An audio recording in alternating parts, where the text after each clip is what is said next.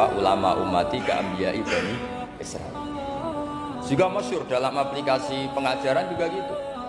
Masyhur sekali dalam kitab-kitab diceritakan kalau Said Abdul Haddad kalau ada orang sowan itu, kamu ngaji sama siapa? Sama si A gitu. Pernah nangis gak pas ngajar? Gak pernah.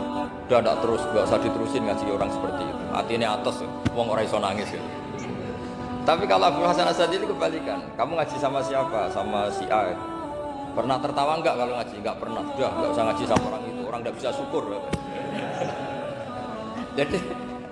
Jadi itu manhaj besar. Nah, akhirnya orang-orang kayak kita ini enggak jelas semua. Nangis ya bisa, syukur, guyu ya bisa. Cuma celakanya kalau kita nangis karena tidak punya uang, kalau guyu karena punya uang, itu masalahnya. Tapi kalau wali-wali dulu enggak. Kalau senyum ya karena saking yakin rahmatnya Allah itu wasiat rahmatu. Kalau nangis ya karena takut adabnya Allah.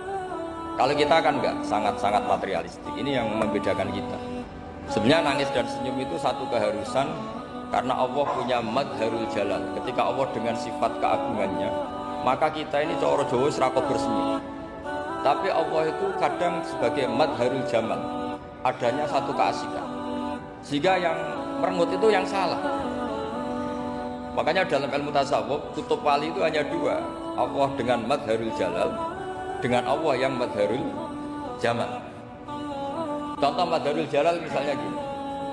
Ketika Nabi Musa ingin melihat Allah, saking kangennya ingin melihat Allah, Rabbi arini anzur ilaik, ya Allah saya beri hak untuk melihat engkau.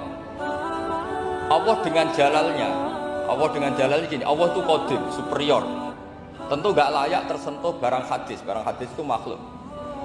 Sehingga ketika falam matajalla rabbuhu lil jabali ja'alahu dakka wa kharra Musa sa'iqa. Sehingga enggak levelnya apapun hebatnya Nabi ini tetap makhluk. Sementara Allah itu qadim. Enggak kuat. Makhluk yang fana ini, yang profan ini enggak kuat. Enggak kuat menampung zat yang qadim, yang superior. Sehingga gunung pun hancur. Nabi Musa pingsan. Tapi ketika Allah dengan madharul jamal itu Allah dengan keindahannya, dengan kasih sayangnya, memberi hak makhluknya untuk melihat. Nah, di sini ini Allah sering ngendikan wujuhu yauma idzin nadhirah ila rabbiha nadhirah. Nanti ada wajah-wajah yang di surga itu melihat saya, kata Allah. Tapi apakah betul melihat kayak saya melihat dosen, melihat Pak Rektor, melihat teman-teman itu tidak bisa. Karena Allah itu qadim, sehingga meskipun manusia ahlul jannah melihat Allah, tetap Allah ngendikan la tudrikuhul absar wa huwa yudrikul absar. Karena Allah dibalik jamalnya ya punya jalal, dibalik jalalnya juga punya jalal. Sehingga selalu di Quran itu diulang beberapa kali supaya proporsional. Nah, kenapa ahli sunnah tetap berkeyakinan Allah bisa dilihat? Logikanya begini, fa inna kulla maujudin yasihu ayyura. Allah itu zat senyata-nyata wujud dan punya eksistensi. Di mana-mana sesuatu yang wujud itu layak untuk bisa dilihat. Lalu pertanyaannya gini, kenapa kita tidak bisa melihat sekarang kok nunggu di akhirat? Karena mata kita sekarang itu profan, fana. Sementara kita setelah di surga, tubuh kita didesain abadi.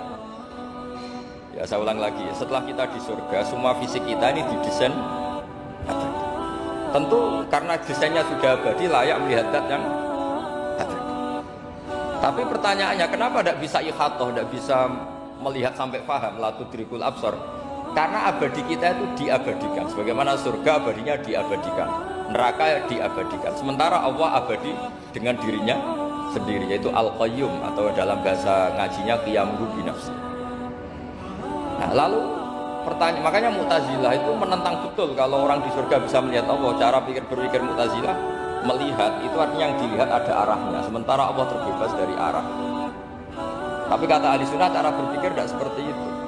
Melihat itu pokoknya tahu. Nah, tahu karena mata itu karena kita ditakdir tahu itu karena mata. Sebetulnya yang menjadikan tahu itu tidak mata. Ya kalau tahu ya tahu saja, bukan harus pakai mata. Itu cara berpikir ahli sunnah wal jamaah. Jadi sabri ya bocoran itu. Kenapa mazhab ahli sunnah itu yang dipilih oleh banyak mayoritas di dunia, jumhur itu. Ahli sunnah itu dianggap pikirannya lebih orisinal. Misalnya ahli sunnah kalau ditanya, kenapa kamu melihat? Ya melihat saja. Kenapa kamu mendengar? Ya mendengar saja. Kesannya itu tidak rasional, kayak orang yang nggak pinter itu. Tapi sebetulnya itu yang benar. Jadi cara berpikir ahli sunnah itu melihat itu menjadi tahu. Menjadi tahu itu bisa karena mendengar, bisa karena melihat, bisa karena dikasih tahu, bisa karena bersentuhan. Sebab itu di Quran itu ada ayat ala ya'lamu man khalaqa, bukankah zat yang menciptakan itu menjadi tahu. Sehingga kenapa Allah itu selalu tahu? Karena Allah yang menciptakan. Kalau kamu tahu karena mata, sekali itu jauh, maka kamu tidak melihat. Atau kamu sekarang buta, kamu tidak melihat. Atau tertutupi barang itu, maka kamu tidak melihat. Tapi kalau kamu tahu karena kamu menciptakan, maka akan melihat terus. Misalnya saya ini tukang batu. Saya ingat betul ketika saya bangun Monas, itu pulpen saya tak tanam di dalam Monas. Saya ingat betul kalau pulpen saya warnanya putih, tak tanam di Monas 2 meter dari pondasi. Setelah saya pulang ke Jogja ditanya, di dalam Monas ada apa? Ada pulpen, posisinya 2 meter dari pondasi. Kenapa saya tahu? Karena saya yang menciptakan. Nah, karena menciptakan ini sehingga tahu saya akan terus menerus. Tapi kalau tahu karena mata, sekali barang itu tertutupi, tidak tahu. Misalnya saya tahu jenengan karena dekat sekali jenengan kemana-mana, saya tidak tahu. Tapi kalau saya menaruh sesuatu di tubuh Anda, sehingga kamu kemana-mana tetap tahu bahwa barang itu ada di tubuh. Nanti kalau ada yang protes, tapi bisa saja Gus barang itu dicuri orang, kemudian Anda tidak tahu. Yang menjadi tidak tahu karena saya sudah tidak menciptakan suasana itu. Selagi saya yang menciptakan, maka akan tahu. Nah, tapi karena Allah ini menciptakan semua yang ada di bumi, maka Allah tahu terus. Jika Allah tahu cara bikin kuman, terus tahu bahwa manusia itu punya kuman, kumannya punya organ, organnya juga punya kuman. Terus gak kebayang. Kamu bayangkan kayak makanya Allah itu kalau cerita sederhana, innallaha la yastahi ayyadriba matalam ma ba'udatan fama fawqaha. Allah itu tidak malu bikin perumpamaan nyamuk, karena nyamuk itu lebih dahsyat timbang gajah. Para pematung itu disuruh bikin gajah masih mampu, bikinkan patung gajah mungkin masih sanggup. Tapi kalau tak suruh bikin patung nyamuk, nggak usah bikin hidup, patungnya saja sekecil itu. Padahal nyamuk kecil itu punya organ tubuh. Lalu bikinnya organ tubuh nyamuk itu kayak apa sih? Organnya punya kuman, kumannya punya organ, organnya juga punya kuman. Sehingga orang-orang alim itu baca nyamuk itu lebih jadi ayat Allah ketimbang melihat dinosaurus. Tapi sekarang orang itu nggak tertarik ceritanya. Jadi beda perasaannya orang alim sama orang awam. Kalau orang awam itu melihat mukjizat kan yang dasar-dasar kayak dinosaurus, gajah, wow. Kalau orang alim nggak, malah melihat kealiman seperti itu terjaga di umatnya Muhammad, di umatnya Rasulullah Muhammad SAW. Karena ketika umat ini tidak ditumbuhi para nabi, itu Allah menjamin Muhammad, ulama umatmu nanti punya kemampuan seperti nabi. Tentu tidak dalam keutamaan ya, keutamaan tentu tidak sekelas sama nabi. Kenapa itu terjadi? Karena tadi para nabi ini mewakili sekian karakter. Kalau kita sangat mencintai Indonesia, maka kita akan tegas siapapun yang ingin menghancurkan Indonesia. Itu kira-kira cerminan Nabi Nuh. Kalau kita sangat mencintai Allah, maka kita akan benci sebenci-bencinya sama orang yang mendurhakai. Tapi masalahnya, Allah yang kita cintai itu memaklumatkan diri kalau bersifat ghafur, pengampun. Jika kalau kita terlalu kasar, ini kan yang kita cintai bersifat ghafur kok kita kasar. Di sini Nabi Ibrahim. Beliau sangat mangkel sekali sama yang durhaka sama Allah. Tapi mau mangkel gimana? Zat yang mengajarkan itu bersifat ghafur.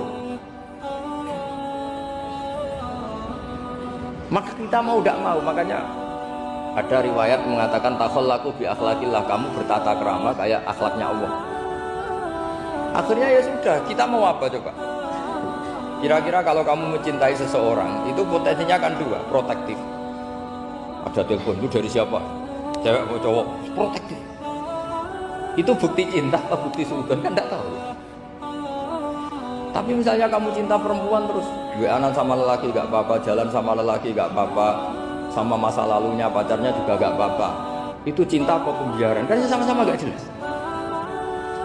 Nah kira-kira mencintai Allah itu kira-kira analoginya seperti itu. Kalau yang satu protektif, Allah harus zat satu-satunya yang disembah, gak boleh didurhakai, gak boleh dikhianati kok.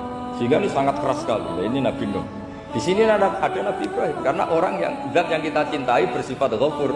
Jika kalau kita terlalu tegas beda dengan sifatnya Allah yang bersifat kufur. Nah umatnya Nabi seperti itu mulai dulu. Ada yang moderat, ada yang keras, ada yang setengah keras, setengah moderat. Ada yang ngambil sikap, oh udah mangan turu, sementara mati. Nah, itu lebih baik itu dibanding punya istihad tapi gak jelas, mendingan. Itu ada riwayatnya. Suatu saat ibadah akhir umatku terbaik adalah tidur. Maksudnya tidur itu gak ngambil sikap, masyhur itu. Saya beri riwayat yang ada di Bukhari Muslim. Satakunu fitanun al-qa'id fiya khairun al-qa'im wal-qa'in fiya khairun al-masyi wal-masyi fiya khairun nasai.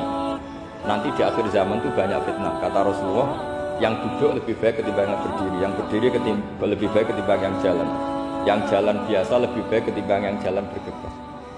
Man tasyarrafa laha tastasrifu. Fitnah itu adalah siapa yang terlibat maka akan semakin parah. Sehingga semenjak itu ulama berpikir nanti di akhir zaman kalau ada fitnah itu sebaiknya orang ngambil sikap sepasif-pasifnya, secuek-cueknya. Jadi semua syurahul hadis sepakat makna hadis ini apa? Orang disuruh sikap secuek-cuek. Misalnya pilihan presiden, contoh kecil pilihan presiden. Mungkin para intelektual nggak merasa, tapi kalau ulama itu cara berpikir beda. Pilihan presiden, kamu fanatik milih A, yang satu fanatik milih B, ya presiden atau bupati atau gubernur. Terus yang satu bilang gini, wah kalau nggak di presiden A, nggak di bupati A, nggak di gubernur A, negara ini rusak. Mungkin betul dari segi jejak rekamnya A ini bagus. Tapi pertanyaannya secara tauhid, bagaimana Anda menggantungkan kesejahteraan sama makhluk? Kamu nggak pernah terusik begitu kan para intelektual? Itu kan melukai. Bagaimana mungkin Anda menggantungkan kesejahteraan dengan seorang makhluk? Wah kalau di presiden A pasti bisa makmur, kalau bupati A pasti Sleman makmur, pasti Bantul makmur. Bagaimana mungkin makhluk yang sedang soleh kamu pastikan selalu soleh? Wong dia makhluk bisa berubah. Sementara yang B misalnya fasik, wah kalau dipimpin B pasti rusak negara. Bagaimana kamu pastikan B yang fasik selalu fasik? Dia aja dia husnul khotimah. Yang fasik pas mimpin jadi soleh, yang soleh pas mimpin jadi fasik. Akhirnya ulama karena tahu sifat manusia itu berubah dan kendali di tangan Allah, sikapnya gak jelas. Saya ini termasuk orang yang terkenal gak jelas. Karena kalau ditanya, Gus sampai milih presiden mana, bakti mana? Sanut pangeran Gus sing dadi aku lho yal. Wah, anut pangeran yo kacau. Wah, luwih kacau menan anut pangeran. Ini kan sudah tidak sambung karena pikirannya ulama. Memang enggak beda, cara berpikir ulama itu beda.